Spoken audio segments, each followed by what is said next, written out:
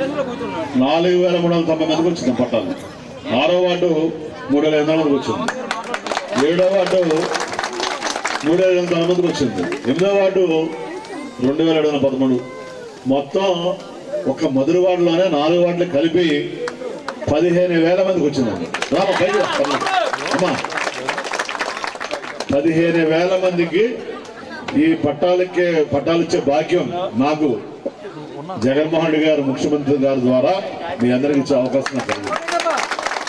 ఎవరికి? మధుర వాళ్ళు. మరి అలాగే భీమిలి మున్సిపాలిటీలో 6,000 మంది 21,000. అలాగే ఆనందపురం, పద్మనాభం, భీమిలి రూరల్ కలిపి ఒక 11,000.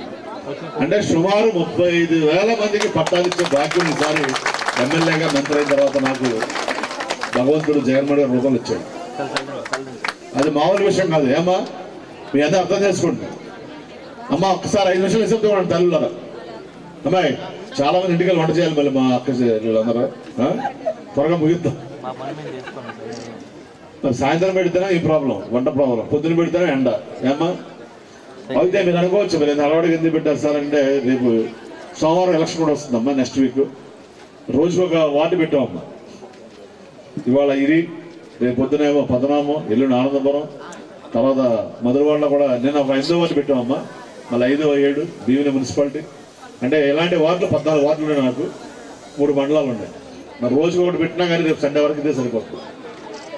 సో 35,000 మందికి పట్టాలు ఇచ్చే భాగ్యం నాకు భగవంతుడు జగన్మోహన్ గారి రూపంలో కల్పించాడని ఈ సందర్భంగా మీ అందరూ తెలియజేసుకుంటూ, ఎందుకు భాగ్యం ఉన్నారంటే మనందరూ తెలుసు ప్రతి మనిషి జీవితంలో 2 కోరికలు ఉంటాయి. ఒకటేమో పెద్దలు చెప్తారు కదా వెనకటి సినిమాలు, లేవని పెళ్లి చేసి చూడు, ఇల్లు కట్టి చూడు అని చెప్తారు. అంటే 2 కూడా చాలా కష్టం మనిషి జీవితంలో. ప్రతి మనిషికి ఒక కళ. ఒక ఆడపిల్ల ఉంటే అమ్మాయికి మంచి బాగా పెళ్లి చేయాలి, ఒక అబ్బాయిని చూస్తారు. అలాగే ఒక ఇల్లు కట్టుకుని మనం స్థిర నివాసం ఉండాలని. అమ్మా మీ అందరికీ గుర్తుందో లేదో తెలియదు, నాకు 2004లో సుమారు 20 ఏళ్ల క్రితం ఇదే విశాఖపట్నంలో, అంటే 30 ఏళ్ల క్రితం వెనక్కి వెళ్తే అసలు ఇవన్నీ ఎక్కడేమి లేవు, ఉన్నాయి కూడా చాలా పూరిపాకలు ఉండేవి. 2004లో రాజశేఖర్ గారు ముఖ్యమంత్రి అయ్యే వరకు. మరి ఆయన దేశంలో అత్యధికంగా ఇళ్ల పట్టాలు ఇచ్చినటువంటి ముఖ్యమంత్రి వైఎస్ రాజశేఖర్ 20 లక్షలు.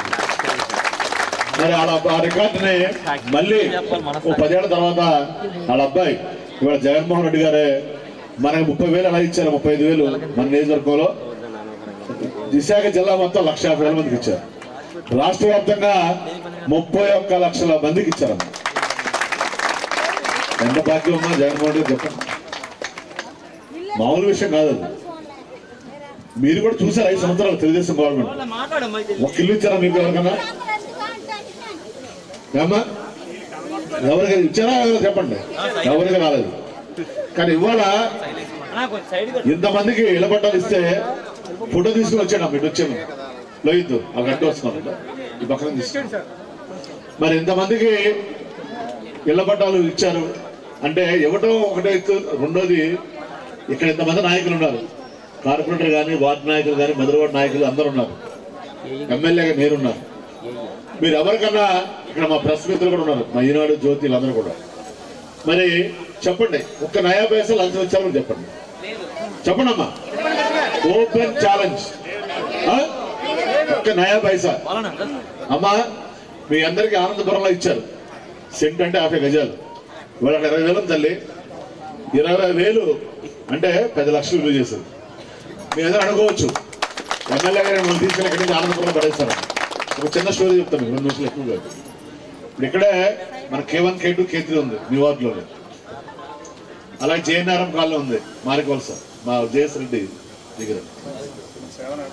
సేవానగర్ ఉంది. 2009లో ఎమ్మెల్యేగా ఉన్నప్పుడు వాళ్ళంతా నార్త్ కాన్స్టిట్యూన్సీ రైల్వే స్టేషన్ దగ్గర ఉండేవారు. అర్థమైందమ్మా? వాళ్ళందరూ ఇక్కడ ఇల్లు ఇస్తారా తెలుసా? ఏంటంటే మమ్మల్ని చూసి అడుగులో పడేస్తున్నారు.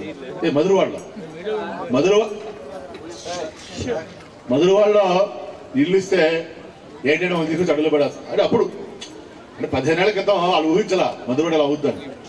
మధురవాడలో ఈ ఉజ్వల హాస్పిటల్ రోడ్లో గజం 1,00,000 రూపాయలు ఉంటుంది, హైవేలో 2 లక్షలు అవుతారు ఊహించలా. మళ్ళీ మీరు చెప్తానండి, దేవుడి దగ్గర బతికిపోకండి. మనందరం 2029కి 20,000 రూపాయల గజం స్థలం ఉంది కదా, అది రేపు 1,00,000 రూపాయలు అవుతాం. ఎంత? ₹1,00,000 అవ్వకపోతే నా పేరు రావాల్సింది. మీరు వాడు పట్టాలు ఇస్తున్నాం, పట్టాలు ఇస్తే అమ్ముకోవచ్చు, తనగా పెట్టుకోవచ్చు.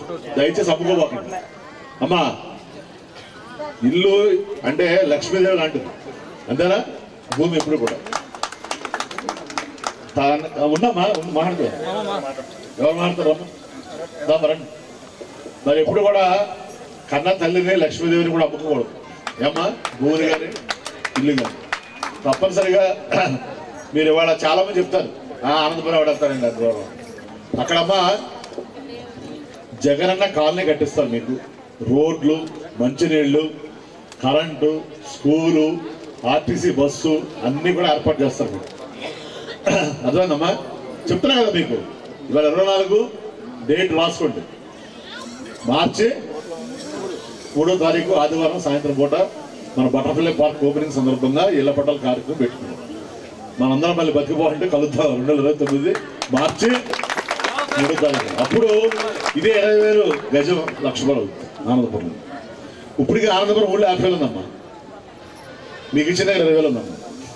అంటే ఎప్పుడైతే మీకు తెలుసు కదమ్మా, మన భారతదేశానికి స్వతంత్రం వచ్చినప్పుడు మన జనాభా 30 కోట్లమ్మా. ఇవాళ 77 ఏళ్ళు అయింది స్వతంత్రం వచ్చి. జనాభా ఎంత అయింది? 130 కోట్లు అయింది. అంటే భూమి అదే ఉంది. భూమి పెరిగిందా? జనాభా పెరిగింది. అంటే దేనికి విలువ ఉంటుంది? మనిషికి విలువ లేదు, భూమికి విలువ ఉంది. కాబట్టి ఇదే విశాఖపట్నం జనాభా ఎంత ఉండేది? 2 లక్షలు ఉండేది, 3 లక్షలు ఉండేది, 30 లక్షలు అయింది. రేపు రాబోయే రోజుల్లో ఒక 5 ఏళ్లలో 60 లక్షలు, 70 లక్షలు అవుతుంది. అర్థమైందమ్మా? కాబట్టి దయచేసి ఎవరు కూడా అమ్ముకోవద్దండి. ఈ పట్టాల విషయంలో సచివాలయ సిబ్బందికి కానీ, వాలంటీర్స్కి కానీ, మా నాయకులకు కానీ, ఎవరికి కానీ మీరు బాబు నువ్వు బయటికి వెళ్ళి మాట్లాడు. ఫుల్ ఈ సెల్ ఫోన్ వచ్చిన తర్వాత అమ్మా, సెల్ ఫోన్ వచ్చిన తర్వాత పిల్లలేమో తల్లిదండ్రులు మాట్లాడాల, భార్య భర్త మాట్లాడాల, భర్త భార్యతో మాట్లాడాల. సెల్ ఫోన్ ఉంటే చాలు మనకి. ఫుల్ బిజీ మాట్లాడితే గంట నుంచి తింటాం. కూర్చో అమ్మా. కాబట్టి సెల్ ఫోన్ బంద్ చేయండి, 5 నిమిషాలు ఆలోచించండి చెప్పేది. మంచి ఉంటే తీసుకోండి, లేదా వదిలేయండి మంచి లేకపోతే. కాబట్టి అమ్మా మీ అందరికీ నా విజ్ఞప్తి ఏంటంటే, ఇవాళ రేపు ఎలక్షన్లు వస్తున్నాయి. మళ్ళీ ఎలక్షన్లు వస్తాయని ఇచ్చాను అనుకోమాకండి. ఎలక్షన్ రాకముందే మీకు ఇవన్నీ కూడా పట్టాలు ఇవ్వడం జరిగింది. ఆ కాలనీ కూడా డెవలప్ చేయడం జరుగుతుంది. ఇవాళ మీ అందరికీ కూడా ఫ్రీగా రూపాయి ఖర్చు లేకుండా రిజిస్ట్రేషన్ చేసి మీకు హక్కు కల్పించడం జరుగుతుంది. ఆ హక్కు వల్ల మీకు అమ్ముకునే హక్కు కానీ, బ్యాంకులో తనఖా పెట్టుకునే హక్కు కానీ ఉంటుంది. అలాగని అమ్ముకోమని కాదు. ఇలా చెప్పాను మీకు. నేను 2009లో కూడా ఎమ్మెల్యేగా ఉన్నప్పుడు ఈ అనకాపల్లి ఆనందపురం సింగిల్ రోడ్డు ఉండేది. ఇది కూడా సింగిల్ రోడ్డే ఉండేది, తెలుసు కదా మీకు. మధురవాడ రావాలంటే సాయంత్రం భయం వేసేది. మధురవాడ అంటే దొంగలు పోయిన వాళ్ళు చాలా మంది. మధురవాడ కాదు కాబట్టి అది ఎంఈపీలోనే 30 ఏళ్ళ క్రితం అంటే ఎంఈపీలు ఇల్లు అంటే దొంగలు పోతారు ఎంఈపీలు అన్నారు. అలాంటి ఎంఈపీ పోయింది, మధురవాడ పోయింది, ఇవన్నీ పోయి మరి ఇవాళ ఆనందపురం వరకు సిటీ వెళ్ళిపోయింది. రేపు విజయనగరం వరకు వెళ్ళిపోతుంది. అలా ఇప్పుడు కాదు లేఅవుట్లు అయిపోయింది.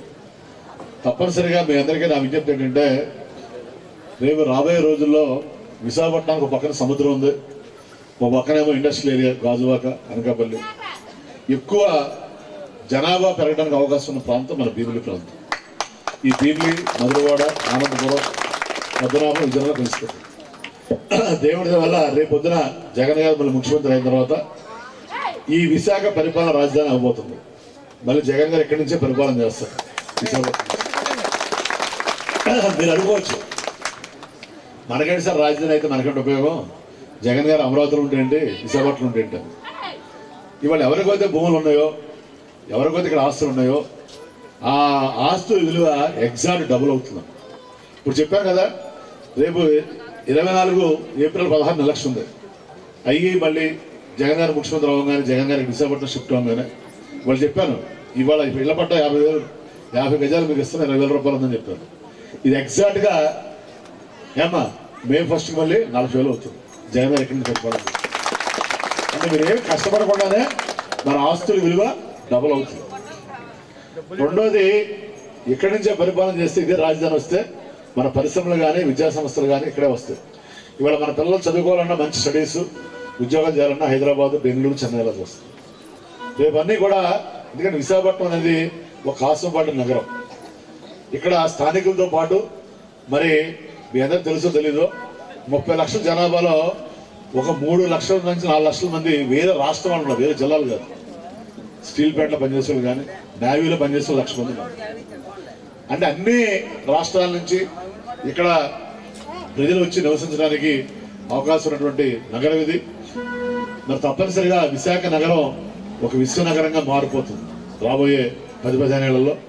కాబట్టి విశాఖపట్నంలో సొంతలు కాదు, అద్దెలు కూడా దొరకడం కష్టమే రాబోయే రోజు. జనాభా అంతా పెరిగిపోతారు. మరి ఇలాంటి పరిస్థితుల్లో మనందరికీ రేపు ఈ ఉత్తరాంధ్ర ప్రాంతం కానీ విశాఖ ప్రాంతం కానీ అభివృద్ధి చెందాలన్నా మనందరికీ మరి జగన్ గారు ఎందుకు ముఖ్యమంత్రి అవ్వాలో 4 కారణాలు చెప్తాను, ముగిస్తాను.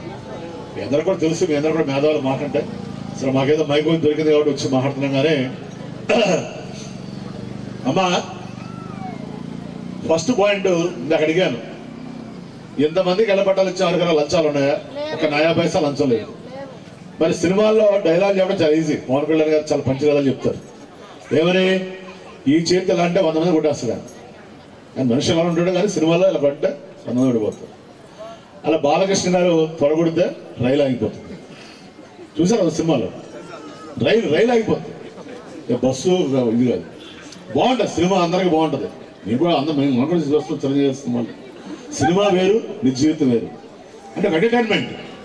కానీ నిజ జీవితంలో ఇంతమంది నాయకులను కానీ అధికారులను కానీ ఏమ్మా ఒక్క నయా పైసా కూడా లంచం తీసుకోకుండా పరిపాలన చేస్తున్న వాడు రియల్ హీరో బయట. అది మామూలు విషయం కాదు. భయం కావచ్చు, భక్తి కావచ్చు. ఇప్పుడు నాకంటే కాలాలు ఉన్నాయి, వ్యాపారం ఉంది, డబ్బులు వస్తాయి. వీళ్ళందరికీ ఏమన్నా ఏమీ లేదు. వాళ్ళందరూ ఎందుకు పని చేస్తారు తిరిగి చెప్పండి. First point. రెండోది, మనకి ఇదివరకు గతంలో ఏదైనా సమస్య ఉంటే మనందరం కూడా ఈ నాయకుల చుట్టూ అధికారుల చుట్టూ తిరగాల్సి వచ్చేది. తెలుసు కదా, రెవెన్యూ సిస్టమో పోలీస్ సిస్టమో మనం ఎట్లా బ్రిటిష్ వాడు పెట్టలేదు. తెలుసు కదా, కలెక్టర్ ఎంత పవర్ఫుల్. బిల్ కలెక్టరా, ట్యాక్స్ కలెక్టరా, రెవెన్యూ కలెక్టర్. మరి మామూలుగా పోతే ఎంఆర్ఓ వచ్చాడా? రాలేదా? ఎంఆర్ఓ రాడా మేడం? దీనికి చెప్పారా? రాలేదు. ఎలక్షన్ డ్యూటీలు ఉంటారు. మన ఎంఆర్ఓ ఆఫీస్కి వెళ్తే వాళ్ళు మనకు అపార్ట్మెంట్ కూడా ఇవ్వరు. ఎంఆర్ఓ ఎందుకు ఆర్ఐ మాట్లాడతారు మన దగ్గర. ఇలా సోమబాబు వచ్చాడు, సోమబాబు వెళ్ళిపోతారు. రేటు సోమ వెళ్ళిపోయాడా? అర్థమైందా? అంటే ఆ వ్యవస్థనే మనం గట్ల ఆ బ్రిటిష్ వాళ్ళు పెట్టి అది కంటిన్యూ అవుతుంది.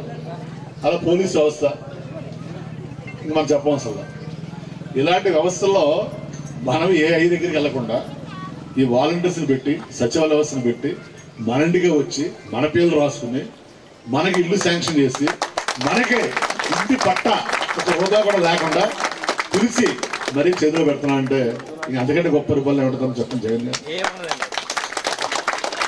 ఇంటి పట్ట కదమ్మా, మీరు రేషన్ కార్డు తెచ్చుకోండి. ఎంఆర్ ఆఫీసులు చూస్తాను. రేషన్ కార్డు కాదమ్మా, డెత్ సర్టిఫికేట్ తీసుకోండి.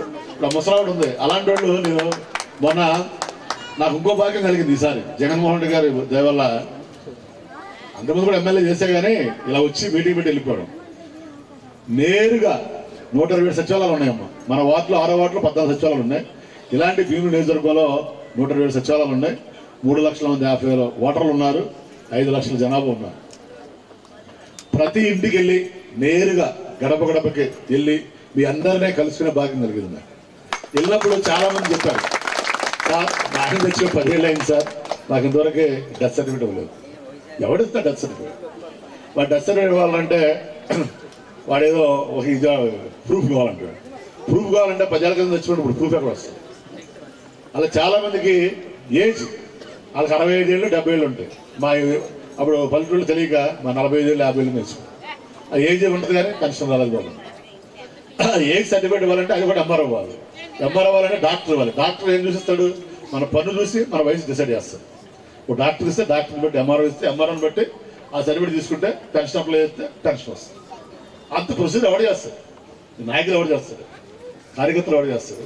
మీ ఇంట్లో పిల్లలకైనా టైం ఉండదు, వాళ్ళ ఉద్యోగం వాళ్ళ వ్యాపారం వాళ్ళు చేసుకుంటారు. అంటే ఇవన్నీ ఎంత సిస్టంలో ఉన్న లోపాలనే కనిపెట్టాయినా ప్రతి వార్డులో ఒక సచివాలయం ఉండాలి, దానికి 20 మంది వాలంటీర్స్ ఉండాలి.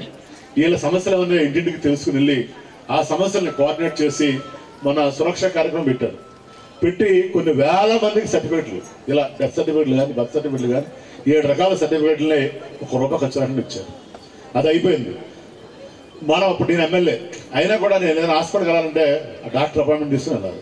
ఎమ్మెల్యే అయినా మినిస్టర్ అయినా ఎవడైనా మనిషే కదా, ముఖ్యమంత్రి అయినా ప్రధానమంత్రి అయినా. అలాంటిది ఇవాళ ఫ్యామిలీ డాక్టర్ కాన్సెప్ట్ పెట్టి తప్పనిసరిగా అందరికీ మీకు వైద్యం ఎవ్రీ 1 మంత్కి ఈ ఆరోగ్య సురక్ష కార్యక్రమం పెట్టి డాక్టర్లే మీ దగ్గరికి వచ్చి మిమ్మల్ని టెస్ట్ చేయడం, మీకు హెల్త్ టెస్ట్, ఫ్రీ మెడిసిన్స్ ఇవ్వడం, ట్రీట్మెంట్ ఇవ్వడం జరుగుతుంది. మన విశాఖపట్నంలో 98 వార్డులు ఇలాంటి 98 వార్డుల్లో 50 ఇచ్చారు అర్బన్ ప్రైమరీ హెల్త్ సెంటర్స్. ఆ 50లో 10 మన భీమిని నియోజకవర్గానికి ఇచ్చారు. మన వార్డులో 50 వార్డులో 2 ఇచ్చారు. ఒకటేమో మన పిఎం పాలెంలో మన రోసిరెడ్డి ఏరియాలో, ఇంకోటేమో అమరావతి కాలనీలో. ఒకటి ₹1. అలాగే విద్య గవర్నమెంట్ స్కూల్స్లో అందరూ తెలిసేవాళ్ళ పేరెంట్స్ అందరికీ పెద్ద ప్రాబ్లం ఏంటి, పిల్లలకి ఎల్కేజీలో చేర్పించాలంటే 50,000 ₹1,00,000. అందరూ ప్రైవేట్ స్కూల్స్లో చేర్పించలేదు. మరి నాకు ప్రైవేట్ కాలంలో ఉన్నా నేను కూడా గవర్నమెంట్ స్కూల్లో చదువుకున్నాను. మా ఊళ్ళో స్కూల్ కూడా లేదు, 5 కిలోమీటర్లు నడిచి చదువుకున్నాను. మా నాన్నగారు అంత స్థితివంతుడు కాదు, ఒక రైతు, సామాన్య రైతు. అలాగే గవర్నమెంట్ కాలంలో చదువుకున్నాను, ఈ స్థాయికి వచ్చింది. మరి వాళ్ళకి చాలామంది ఒక 50% మంది పైగా ప్రజలు ప్రైవేట్ స్కూల్స్లో కాలేజెస్లో చదివించే స్తోమత లేని వాళ్ళు 3 మంది ఉన్నారు. వాళ్ళందరికీ మంచి నాణ్యమైన విద్య ఇవ్వాలి, ఇంగ్లీష్ మీడియం విద్య ఇవ్వాలి. కార్పొరేట్ స్కూల్స్ ధీటుగా ఈ గవర్నమెంట్ స్కూల్స్ అభివృద్ధి చేయాలని నాడు నేడు ద్వారా ఒక 70,000 కోట్ల రూపాయలు ఖర్చు పెట్టారు. అది మామూలు విషయం కాదు. అంటే మీరు అనుకోవచ్చు ఇవన్నీ ఓటు కోసం చేస్తారని. ఎవరైనా ఓటు కోసం చేసేవాళ్ళు అవుతామా, మన స్కూల్కి వెళ్ళే పిల్లలు ఉన్నారు, వాళ్ళకి 15,000 రూపాయలు ఇస్తున్నారు అమ్మఒడి ద్వారా, స్కూల్ యూనిఫామ్ ఇస్తున్నారు, ఏమ్మా బట్టలు ఇస్తున్నారు, అలాగే ఒక కిట్ ఇస్తున్నారు, షూ ఇస్తున్నారు, డిక్షనరీ ఇస్తున్నారు.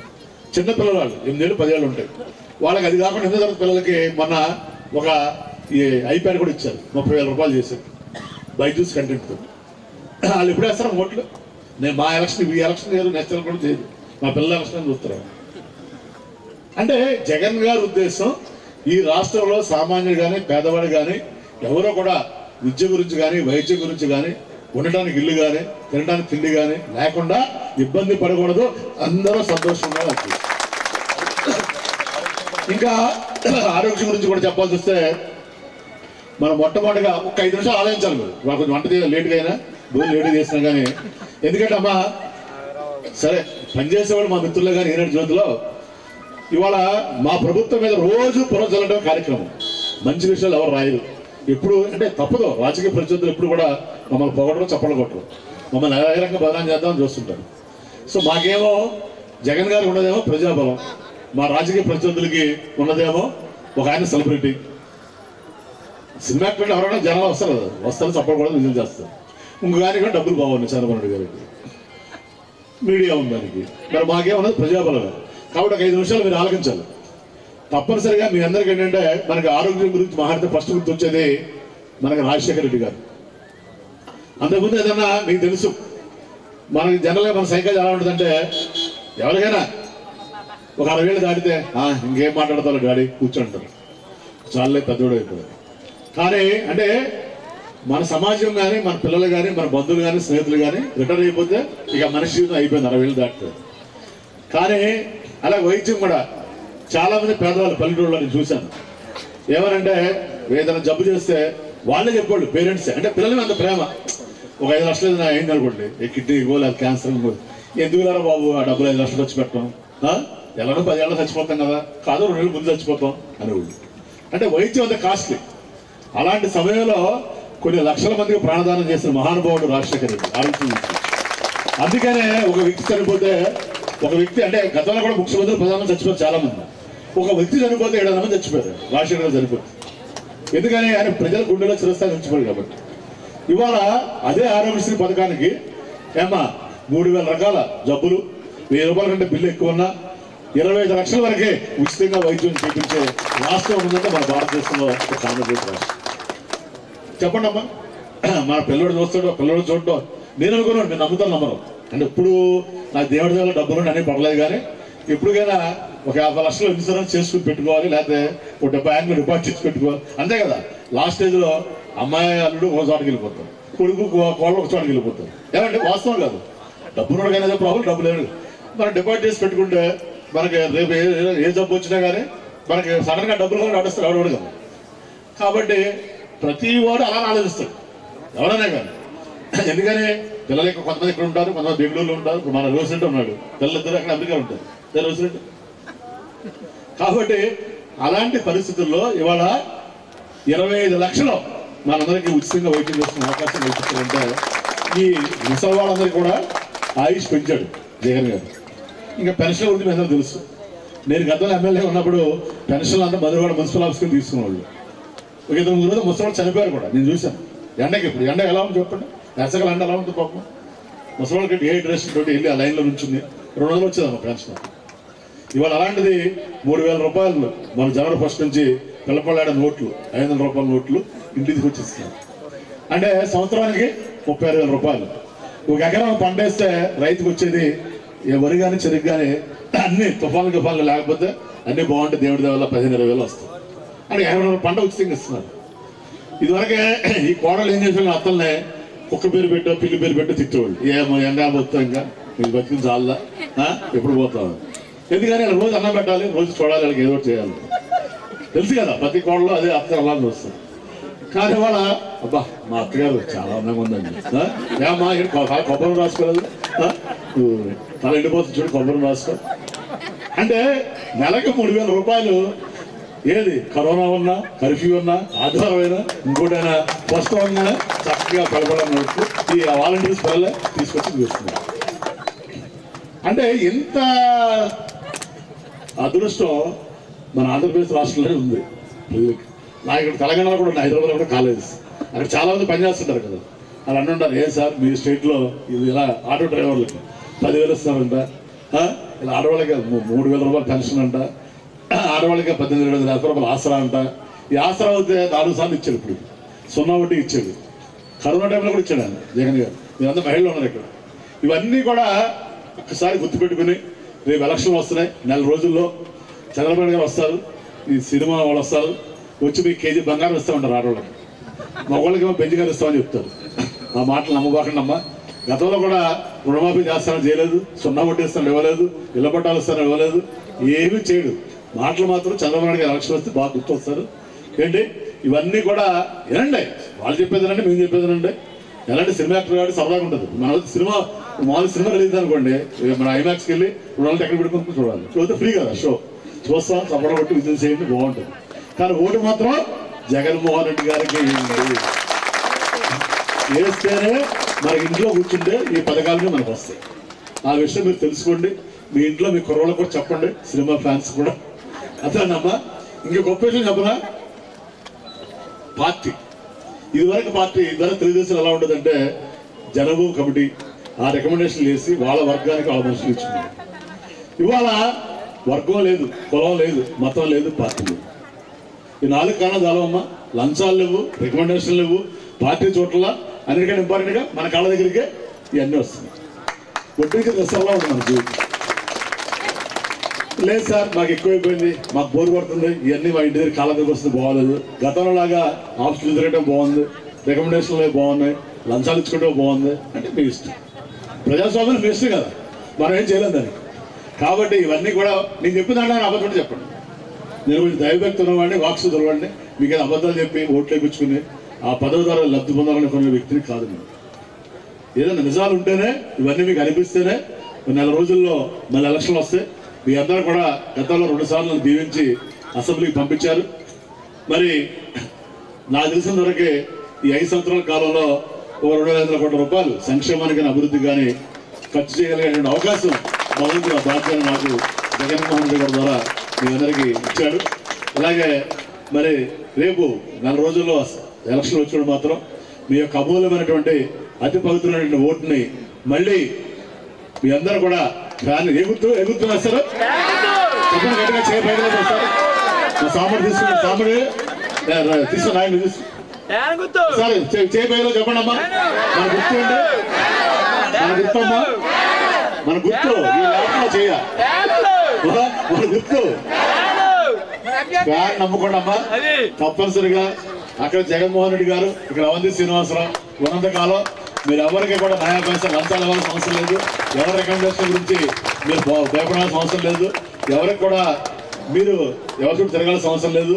మీ అందరూ మీరు ఇంట్లో కూర్చుంటే మీకు అన్నీ కూడా సేవ చేసుకునే భాగ్యం జగన్మోహన్ రెడ్డి గారికి నాకు ఇవ్వాలని మీ అమూల్యమైన అతి పవిత్రమైన ఓట్లు దారి గుర్తును వేసి మీ అందరూ దీవించాలని తప్పకుండా మీ అందరూ కూడా చేతులకు సరస్వతి నమస్కారం తెలియజేసుకుంటూ సెలవు తీసుకుంటామమ్మా.